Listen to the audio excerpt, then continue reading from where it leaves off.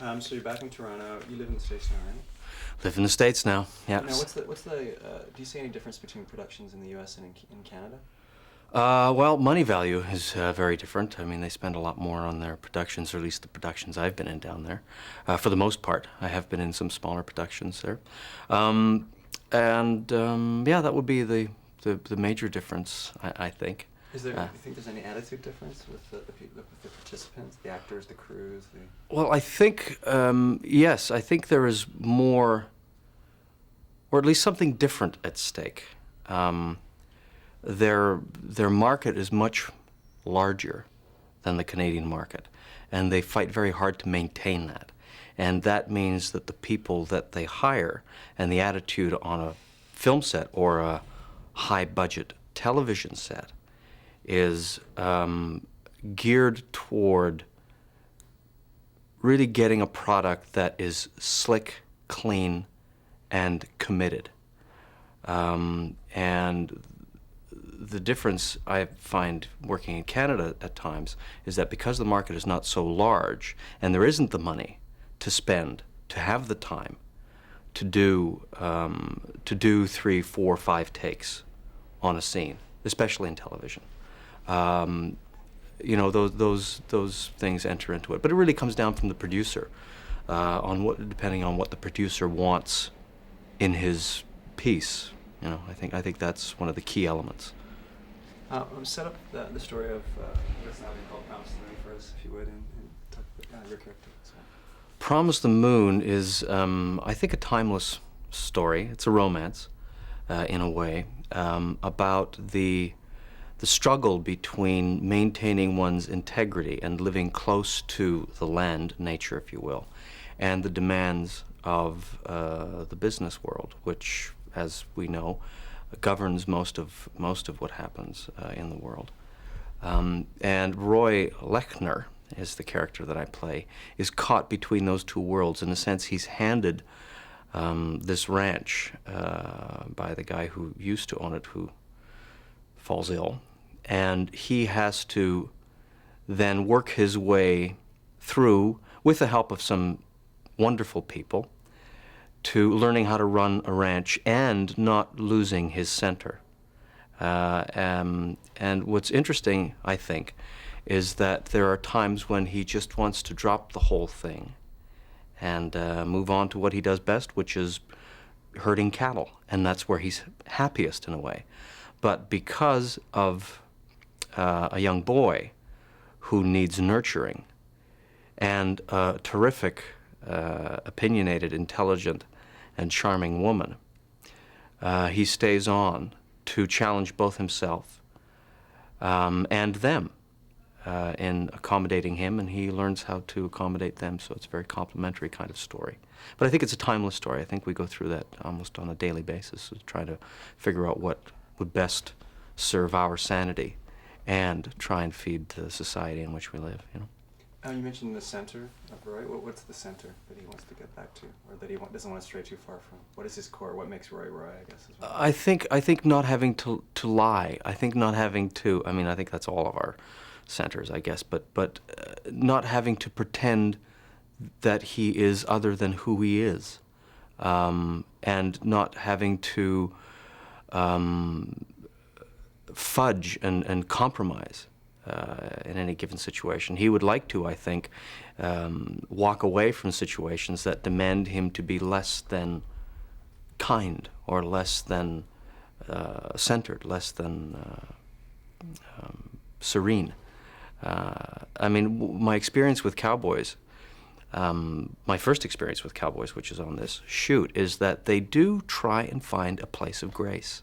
They're not about pulling out their guns and, you know, drinking it up and shooting signs, and I think that in a sense is a very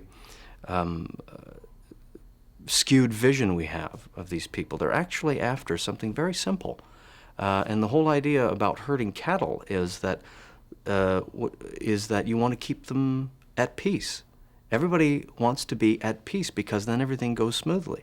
As soon as you start running them hard, as soon as you start running yourself hard, as soon as you start running your horse hard, suddenly you start to lose that place of grace. and a wonderful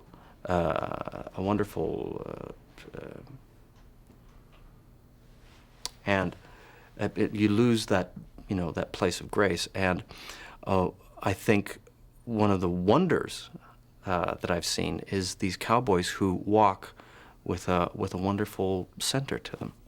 It's great. Now, how does the relationship between Roy and the love interest, Jane, if you will, how does that affect his serenity? Well, it puts a wrench in his serenity, as many things in the film do. At the same time, because what Jane, in a sense, asks of him is just beyond his serene grasp, if you will, but not beyond his determined grasp. He's able to grow and not become smaller and more frustrated by her. Although there are moments where they are both frustrated by each other, they have enough respect in the other person to take what they have to give and make something positive out of it in the long run. It's quite, watching you together and watching it, I think it's more passionate when the two loves are not together, they don't touch, and it's the stolen glances and the brushes of the arms. I think it's a more 90s relationship, you know, than perhaps a 50s relationship where they become romantically involved right away. I think these days what we're finding is that there's more of a respect between couples, and that's a start. That's a starting point for a lot of relationships where because women are now finally, wonderfully involved in the workforce in a very, very strong way, the relationships are not about the man being in as much of a powerful position. Therefore, he is able to, I think, respect the woman for her views and her input, and the woman herself has more of a sense of self. So therefore, is able to voice and change things, and in fact lead things. So I think that's what's exciting in their relationship, is that there is that mutual respect for ideas, and of course there is the odd twinkle of sexual interest. And speaking of that, would you comment on Colette Stevenson and how it is to work with her? Wonderful, just wonderful. She is incredibly prepared, determined, and like Jane, intelligent. Comes in with her work done and a very clear idea of what should happen in the scene for her own character and in fact for the arc of the story, which is quite archetypal.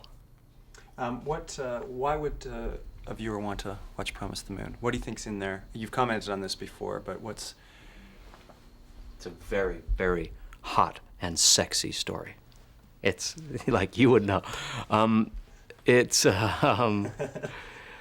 because I think it relates so much to what is happening today. I mean, even with budget cuts that we're dealing with in this country in a very big way, we're pitting business, or at least the bottom line, against a person's serenity. So the story feeds right into that, and that's why I said earlier on that it is timeless. This goes on and will go on. So this is one take on it that I think has romance to it, and it looks, I think, quite beautiful, other than myself, of course. So I think that's why, because it is timeless and because it does relate to things that are happening in our society today. Okay, and one last question. Now, it's almost the archetypal boyhood dream, playing cowboys and Indians. I mean, how does that compare? How does it, playing a hero now, how does that compare to childhood fantasies? Well, you know, this hero that I'm playing is well suited to me, I think, because he is a reluctant, if you will, hero. He isn't, although he does have a white horse. He isn't as archetypal as a John Wayne, for instance. For one thing, I don't have the stature for it. But it's fun for me because it allows me finally on film to tap into those parts of me that are more benevolent, shall we say, and more progressive.